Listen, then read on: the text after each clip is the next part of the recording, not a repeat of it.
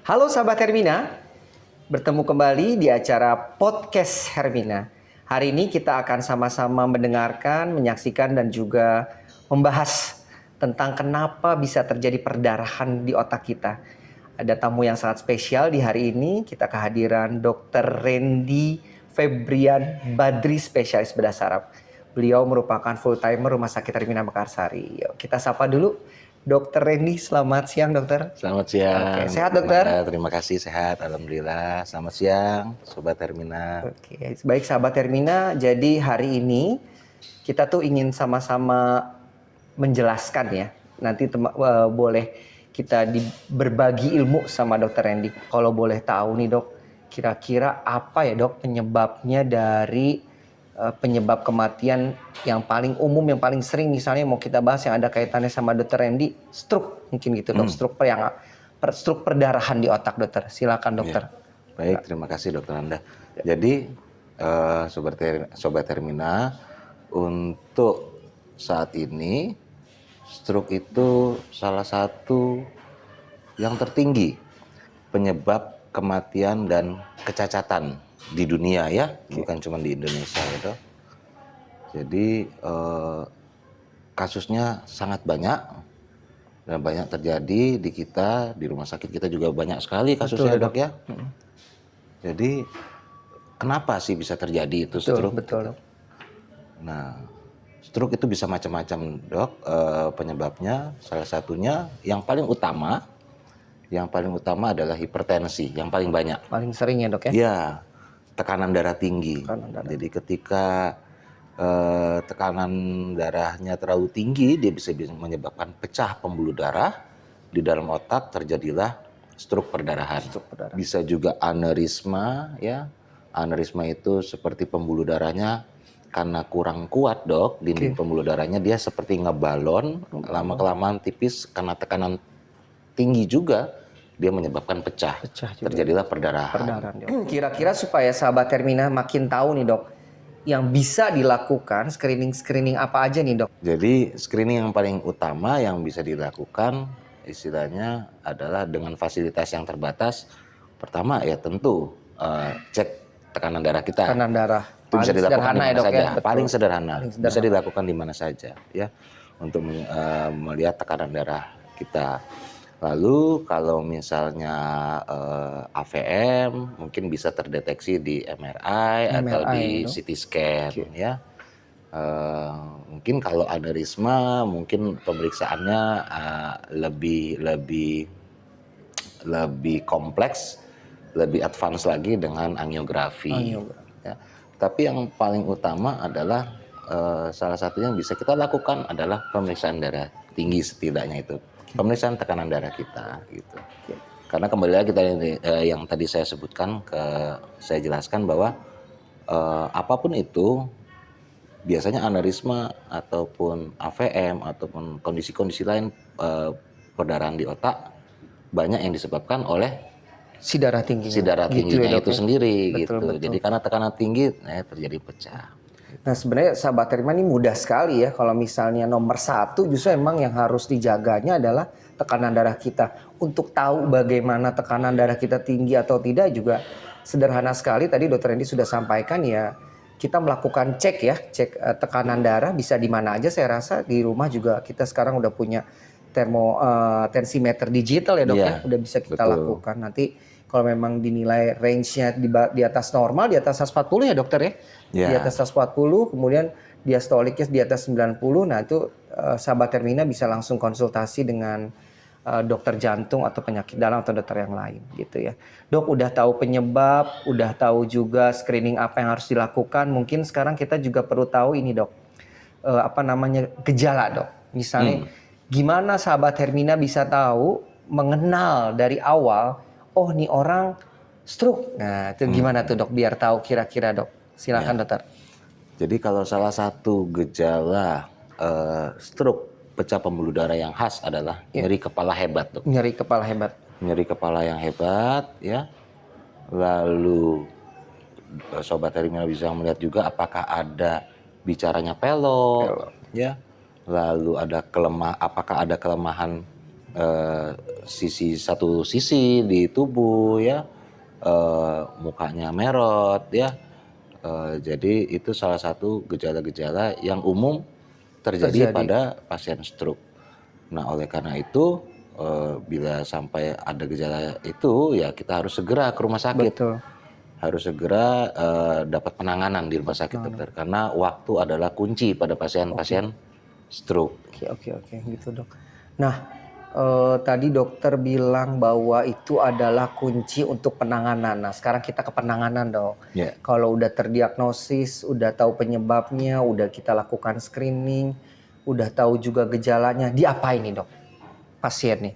Kalau udah terjadi stroke perdarahan Ya. dok, kita lakukan apa Ya. dok biasanya dokter? Tentu kalau ada stroke perdarahan, kita bisa lakukan tindakan sesuai dengan indikasi ya dok Sesuai ya. dengan indikasi. Indikasinya apa? Pertama salah satunya volume.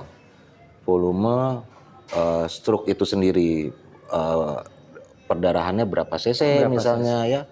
Lalu apakah menimbulkan efek massa yang signifikan ya. Apalagi kalau bisa sampai menyebabkan penurunan kesadaran dok.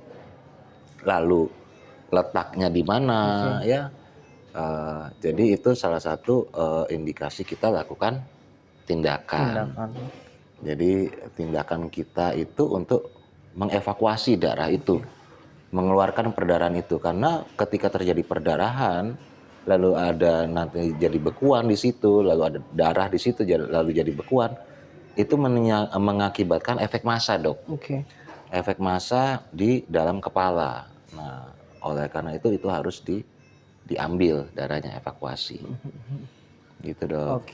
Tapi berarti kalau misalnya seperti itu juga kalau tadi dokter sampaikan ada volumenya sekian banyak. Berarti sebenarnya nggak selalu juga harus operasi ya dok ya? Betul. Nggak harus Jadi selalu operasi ya dok? kembali lagi kalau misalnya volumenya kecil ya, Nggak ada penurunan lalu kesadaran. tidak ada penurunan kesadaran, tidak ada efek massa yang signifikan, tentunya kita tidak ada indikasi Tidak ada untuk indikasi operasi. lakukan operasi. Kita bisa rawat dengan pengobatan konservatif ya untuk mencegah perdarahan lebih lanjut ya, mengurangi bengkak di otak, salah satunya itu dok.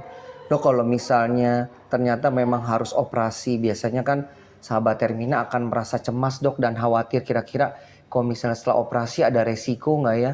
Nanti kemudian pasti harapan mereka juga keluarga pengennya seperti awal lagi itu kira-kira bisa terjadi nggak dok? Apakah memungkinkan bahwa tidak ada gejala sisa, gejala lanjutan setelah dilakukan tindakan operasi dok? Nah, baik, pertanyaannya bagus sekali dok. Jadi untuk itu kekhawatiran itu tergantung dari penanganan kita dok. Penanganan kita secara cepat dan tepat. Cepat dalam arti apa? Pasien ketika terjadi stroke harus segera dibawa ke rumah sakit.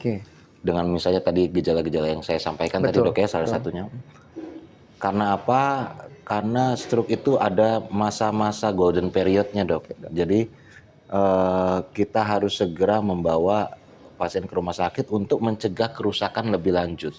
Bahwa semakin tinggi usia pasien, tentu saja plastisitas otak atau tingkat penyembuhan dari pasien tersebut justru juga akan menurun ya. Dok ya. Itu usia salah satunya. Lalu letak perdarahannya di mana ya, di bagian-bagian yang pentingkah ya, yang mengatur pergerakan kita, yang mengatur cara kita berbicara, bisa berbicara ya. Nah itu dari usia, letak, lalu salah satunya juga kesadaran ketika datang dok.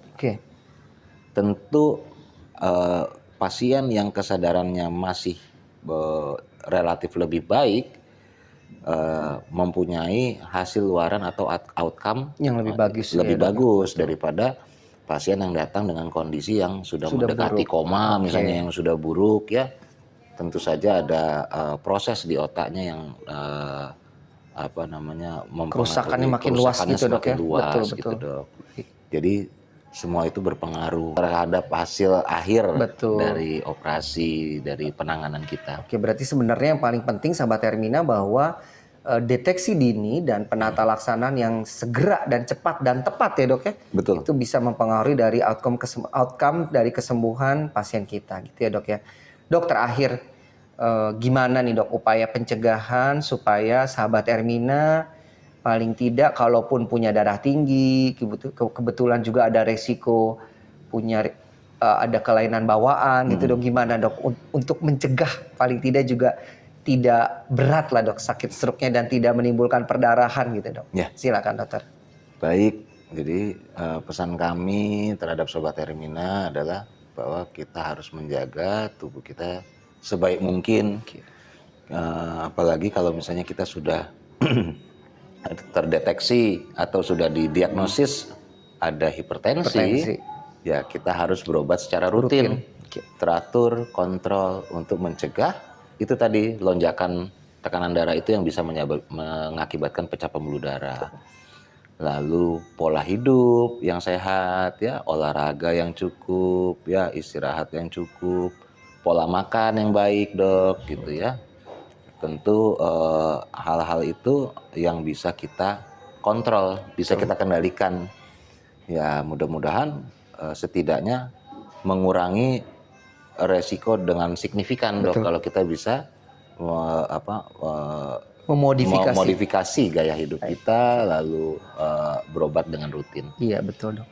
Duh dokter, ini sebenarnya bahasannya sangat menarik ya dok ya, karena memang perlu diketahui sama seluruh sahabat Hermina. Tapi mungkin nanti supaya sahabat Hermina juga makin tertarik, kita bisa berjumpa lagi di acara podcast Hermina selanjutnya. Atau bisa juga nanti sahabat Hermina sekalian berkonsultasi dengan Dr. Randy, spesialis bedah syaraf ke Rumah Sakit Hermina Mekarsari. Dokter, terima kasih banyak waktunya. Terima kasih, mudah-mudahan kita semua bisa sehat selalu, mendapatkan manfaat dari pertemuan dan diskusi hari ini. Terima kasih. Wassalamualaikum warahmatullahi wabarakatuh. Bye.